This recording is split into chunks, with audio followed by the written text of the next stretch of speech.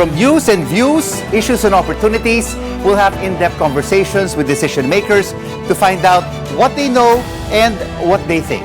I'm Rico Hizon, inviting you to join the exchange because your business is our business. It is official. Summer's out and the rainy days are upon us.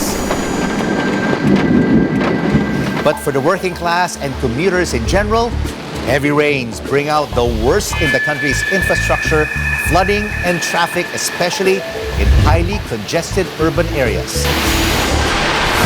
With COVID-19 restrictions at their lowest, allowing more people to go about their business, authorities advise the public again to brace for heavier traffic as the government catches up on efforts to ease the burden on travel. And with the season of calamities again on our doorstep, how is the private sector contributing to disaster risk reduction and management? The vision of disaster-ready and resilient businesses in our C-Suite Vision.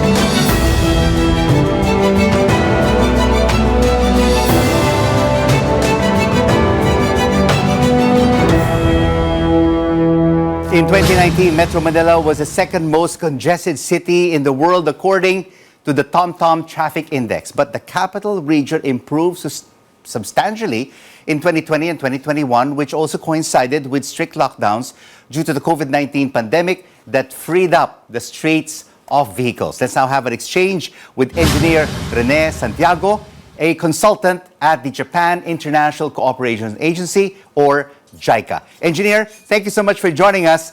As a JICA consultant, has the government been able to solve the traffic congestion over the last 6 years? There is an effort, but the traditional solution of more infrastructure did not do it because the implementation is very slow. And we have a backlog of necessary infrastructure not built for the last 4 decades. So it's impossible to make a dent on traffic congestion in Manila with conventional solution. But engineer, you were part of 4 master plans over the past 4 decades for transport and traffic management. Why can't this administration and even the past administrations resolve our traffic issues? The long and short of it is our capacity to add infrastructure is very slow compared to the growth in traffic. In other words, the demand grows faster than the supply of transport facilities. We simply cannot cope with it. So building more infrastructure takes time. The subway was, for example, was given a grow signal in 2015. It will only be completed by 2027 or 2028. So what is your prognosis right now, engineer? How many more years and how many more decades before we resolve our traffic problems? If we do it conventionally, the traditional way of predict and provide, we won't ever get there. But the COVID situation have actually shown that a new way to do it, which means if we adopt or embrace more hybrid work and hybrid education, we can reduce our travel demand by 20 to 30% on a daily basis, even 40%. My calculation is easily, if we reduce 20% demand on a daily basis, we will have about 4 million trips that disappear every day. That is equivalent to 4 LRT lines not being built. So that's really a big help, reducing traffic on the main thoroughfares between 20 to 30 to 40%. But also another big problem, engineer, is flooding. And it has been a major issue for so many years. And we are hit by more than 20 typhoons annually. Why do you think that this persists? Not enough infrastructure once again? No, the change in the climate change. All our flood control system were designed for about 20-year flood occurrence. But the cycle of the big flood is now every 10 years. So when you have a heavy rainfall, none of our drainage system is capable of handling it. So you'll have a flooding. So what must be done, engineer, to resolve this flooding issue, which is so persistent year after year after year, not only in Metro Manila, but across many of the key cities around the country? Unfortunately, there is no short-term solution for flooding for Metro Manila. Again, to dig and put in the big drainage will take time. That is why maybe we have to live with it and try to have a system to cope with the flooding. And what can the current administration or the new administration do, for that matter, to be able to mitigate some of these issues that are, prevailing in our traffic and in our flooding? We'll have to review all the plans and reevaluate them and reinvent them, so to speak, with the new situation. The new climate change, so the change in the flooding frequency, for example, and then looking realistically at traffic by reducing the demand through hybrid. In other words, embracing a larger part of hybrid work and hybrid education. For the Japan International Cooperation Agency, or JICA, what has the agency done to help past governments, the current administration, to prevent flooding in urban areas such as Metro Manila? We have provided, I think, a master plan for flood control, a master plan for transport. But when you look at the implementation, this has not been according to plan, meaning there's always a delay. And many of the components of the plan are never completed. For example, in the flood control Manila, as far back as 1975, there was already a proposal to create a Manggahan floodway to drain the flood waters of Laguna de Bay into Parañaque. That was never done or completed. What was completed is one component, the Napindan Channel. And tell us, engineer, what is the problem here? Why can't the government finish this master plan and the projects which JICA is funding? The short institutional memory among agencies. While administration come in, try to reinvent and create new plans. Discontinuity. That's part of the problem. And the other part, of course, in the olden days or in the past 3 decades, there was a shortage of funds. There were availability of sufficient funds in the last 6 years, but that will again be very scarce in the next 6 years because of the legacy or hangover of COVID-19. But could there be some kind of continuity? Because the President-elect, Bongbong Marcos, has said that he will continue the projects of the Duterte administration. So could there be a continuity here from the past 6 years to the next 6 years? That is what we try to do as planners and as those who advocate these plans. But depends on the person they appointed to these positions, whether they'll believe in it. And in my experience in dealing with cabinet officials, very few like to believe in these studies. We would like to thank you for this flooding and traffic management exchange. Urban transport expert Rene Santiago, a consultant with JICA. And now here's a rundown of this week's top business stories. The economic team revises its 2022 GDP growth target to 7 to 8% from 7 to 9%, factoring in the impact of global events, namely the Ukraine-Russian conflict, China's economic slowdown amid a spike in COVID-19 cases, and monetary policy tightening in the United States. The Finance Department is proposing a number of measures such as the deferment of personal income tax cuts and lifting some value-added tax exemptions to raise close to 350 billion pesos. And this should help pay the country's mounting debt to finance pandemic response measures. Some of these debts are due next year. And as of March, the national debt has reached a record 12.68 trillion pesos, with the debt to GDP ratio rising to 63.5%. And President-elect Ferdinand Marcos Jr. wants a review of the country's participation in the Regional Comprehensive Economic Partnership or RCEP trade deal to make sure the agriculture sector won't be put at a disadvantage. The country has yet to ratify the trade deal with the largest economies in Asia. The agreement will allow more agricultural imports at zero tariff. And straight ahead on the exchange, where your business is our business.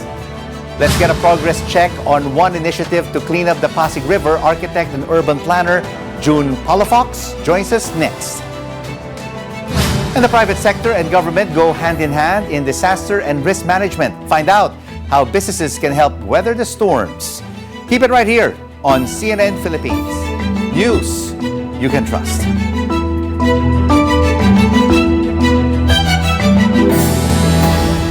Glad you're staying with us right here on The Exchange, where your business is our business. I'm Rico Hizon. A number of business groups have expressed confidence on President-elect Bongbong Marcos' economic team. Bangko Sentral ng Pilipinas Governor Ben Jocno will become the next finance chief. Monetary Board member Felipe Medalla will be the next central bank boss, serving out Jocno's unexpired term until July 2023. Arsenio Balisacan will return to the National Economic and Development Authority, or NEDA. He was a socio-economic planning secretary of the late President Benigno Noynoy Aquino. And Management Association of the Philippines President Alfredo Pascual will lead the Trade Department.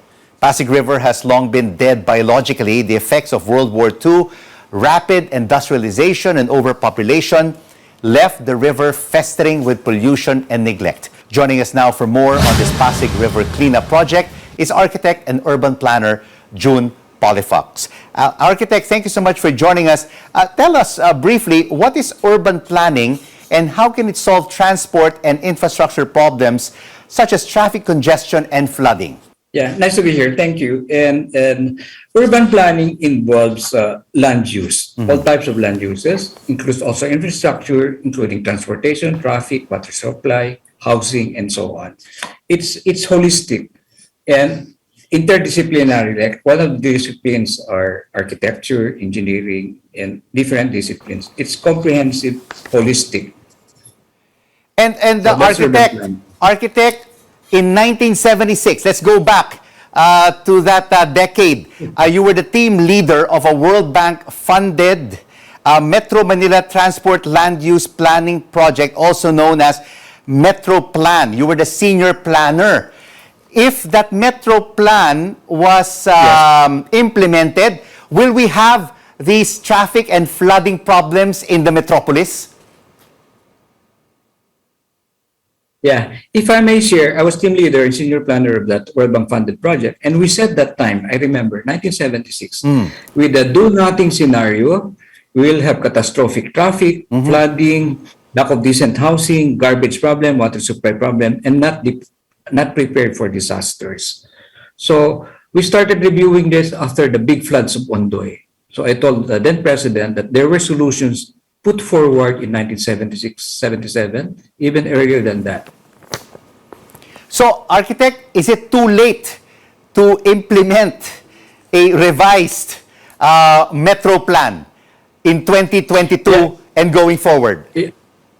Yeah. Yes, sir. There's still opportunity to revisit and update because we have, like that time, if you remember it right, just for traffic, the ridership of cars was 2.2 passengers per car. Just before the pandemic, it's only 1.6 passengers per car. And the density of Metro Manila, like Makati Central Business District, has increased 4 times without increasing the capacity of connectivity, accessibility, and mobility. It's no longer location, but connectivity, accessibility, and mobility. That we have to address. And Metro Manila, we studied that in Harvard, year 2000. Metro Manila was the fastest growing metropolis in the world. 60 persons per hour due to immigration. Delhi was only 47 persons per hour. I think London, Paris, New York was 5 to 7 persons per hour because of the primacy of Metro Manila also. So we cannot address the problems of Metro Manila without doing regional development. And we need 100 new cities, by the way, by 2050. So we should start planning now, these 100 new cities. Otherwise, our existing cities will be as bad, if not worse, than Metro Manila. Then for Metro Manila, we need to do a lot of urban renewal, urban redevelopment, tactical urbanism, and so on. Immediate action, short-term, medium-term, long-term, and visionary. Like Dubai, when we started Dubai, the ruler gave us 5 instructions. One of them, bring Dubai to the first world in 15 years. They were able to do that. And of course, we should have after this Metro Manila plan, you went to Dubai, and the rest is history. Look at what happened to Dubai. Yes, I brought to Dubai my learnings in Metro Plan and my education at UST and UP. That's why I work for Metro Plan, because I have to pay back my scholarships at UP. And sir, San Miguel Corporation is currently taking an active role in cleaning the Pasig River, and you're involved in this project. What has been the accomplishment so far? Yeah, I'm not really in charge of this project, but I'm aware of what they're doing. And if I may share, Pasig River is the worst polluting river in the whole world. Among the top 10 polluting rivers in the world, 7 are from the Philippines. Tulyahan is number 4, worst polluting. And San Miguel is allocated 2 billion pesos to dredge, deepen Pasig River. And I think 1 billion pesos for Tulyahan River. And the significance of this, if I may share, after Ondoy, if I remember the figures right, 4,000 cubic meters of floodwaters came down from the mountains, 4,600 cubic meters per second. And the capacity of Pasig River that time was only 600 cubic meters per second. So where did the 4,000 cubic meters per second that came down floodwaters? It flooded 80,000 hectares of urban land around Laguna Lake, Marikina Valley, and the rest of Metro Manila. And 80,000 hectares of urban land is even larger than Singapore. Singapore is only 71,000 hectares of land. So I said that time, the dredging of Laguna Lake and the Parañaque spillway should be done right away. President Gloria approved it, but the succeeding administration disapproved it. So unless we did Pasig River, Laguna Lake, Parañaque spillway, we'll have more flooding. And what is the end goal, architect, of this project? And what kind of impact, when it is finished, on our kababayans and motorists? Yeah. For Pasig River, it will increase the hydraulic capacity, absorb more floodwaters, and it will, I'm not saying it will solve the problem, it will alleviate the situation. Because you also have to do the Parañaque spillway, proposed in 1974, dredging Laguna Lake, dredging of Pasig River, and all the waterways. And Ondoy is still fresh in my mind, because we put in a lot of recommendations after that, which was approved by the president then, but successive administration did not approve it or continue it. Similarly, the projects we did in the mid-70s was not continued by succeeding administrations. Continuity. And the Pasig River, continuity is indeed the key to resolve our flooding and traffic issues. Thank you so much for this exchange, architect and urban planner June Palafox. And more to come on the exchange, where your business is our business. Companies are also getting involved to help manage flooding and heavy traffic. The Philippine Disaster Resilience Foundation joins us next on CNN Philippines. News you can trust.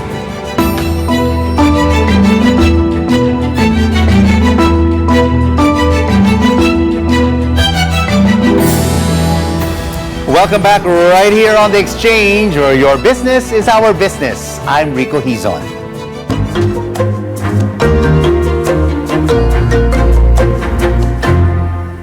In 2018, the government recorded around 13 billion pesos in flood damages. The private sector has been stepping in to help the country prepare for and recover from road infrastructure problems like flooding and traffic congestions. We now have an exchange with Philippine Disaster Resilience Foundation President Butch Mady. Butch, thank you so much for joining us on the program. Your group built the PDRF Emergency Operations Center, a first in Southeast Asia that is private sector led. What are its main functions and who can avail of these services? Well, firstly, Rico, I hope you get a chance to visit because it's a nice place. It's available for member companies as well as government agencies, UN agencies, and actually we hope to run school tours through there soon. But we work closely with Pagasa and PhilVox because we can forecast the weather anywhere in the world. We can also have, we work on tropical storms, on earthquakes, on volcanic eruptions, and the pandemic, COVID-19. We're monitoring it from there. Of course, the Philippines is in the ring of fire, volcanic eruptions, earthquakes, and more than 20 typhoons every year. How does your Emergency Operations Center contribute to our government's emergency response? Well, we work closely with them. We kind of back them up, but they take the lead. And I want to stress that government takes the lead. We just support them. But for example, during Super Typhoon Rai, which hit us over the Christmas holidays, we were able to help the DSWD transport the relief goods to different areas that Odette hit or Rai hit by using our trucks of our members, planes of our members, to transport not just our relief goods, but their relief goods. We also worked with the Department of Energy in terms of using Meralco and Aboitiz power linemen. They lived for weeks at a time, Rico, in the typhoon-hit areas to help restore power in areas which are outside of their electric franchises. And earlier, Butch, we were talking about traffic and flooding in urban areas with Engineer Santiago of JICA and Architect Palafox. These are perennial problems that we have decade after decade, administration after administration. I mean, how can this all be resolved? How can these problems be resolved by the government and by the private sector? Well, I want to commend you for focusing on that, Rico, before it happens, because it's going to happen in a few weeks, and then we're all going to be talking about the floods. Yeah. But the private sector, first of all, PDRF doesn't do traffic, but it's one of the things we don't do. But the private sector has a lot to contribute. For example, Metro Pacific is completing the connector road between SLEX and NLEX. That's going to help.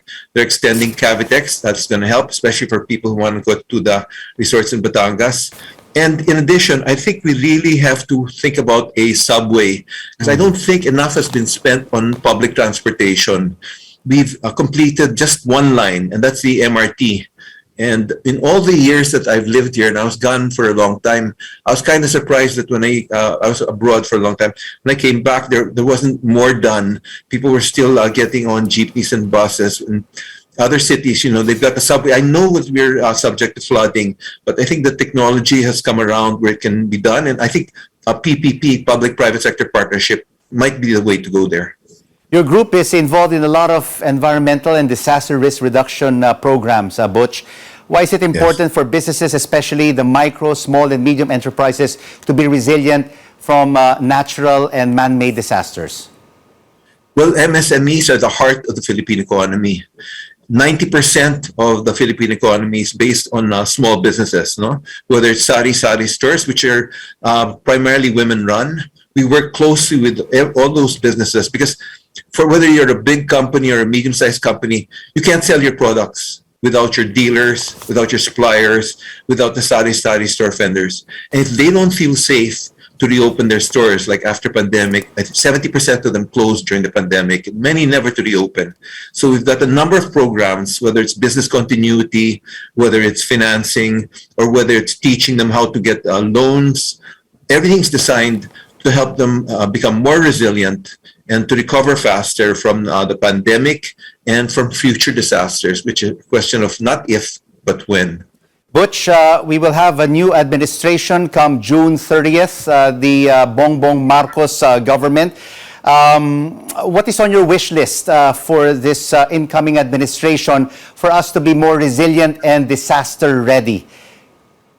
Well, we were started during Ondoy by former President Arroyo, and we don't want another Ondoy. So I think reforesting the Marikina watershed is important because that's where a lot of the water comes from there and the Sierra Madre Mountains. Then it floods the downstream communities. There was a plan during the first Marcos administration to build an underground tunnel, like a road between Laguna Lake and Manila Bay. They could have done it then. Might be harder to do now. But the idea was it was a road in the daytime, like Kuala Lumpur. It's a road in peacetime, but when flooding occurs, it turns into a flood tunnel. So it gets water from Laguna Lake and then shoots it out to Manila Bay. So it just lowers the flooding for the entire Metro Manila area. So that's one dream project. There are others. I mean, if you want to be really, I mean, dredging the riverbanks and all these water areas. Much has been done since Ondoy, but our biggest fear is that another Ondoy happens and really strangles the capital again, which we don't want to do. So many of the mayors have been proactive, but more needs to be done. Thank you so much for this exchange, Philippine Disaster Resilience Foundation President Butch Mayley. And this is the exchange who makes sense of the facts and the figures and the ups and downs of the business cycle, because your business is our business. I'm Rico Hizon. Thanks for watching CNN Philippines. News you can trust.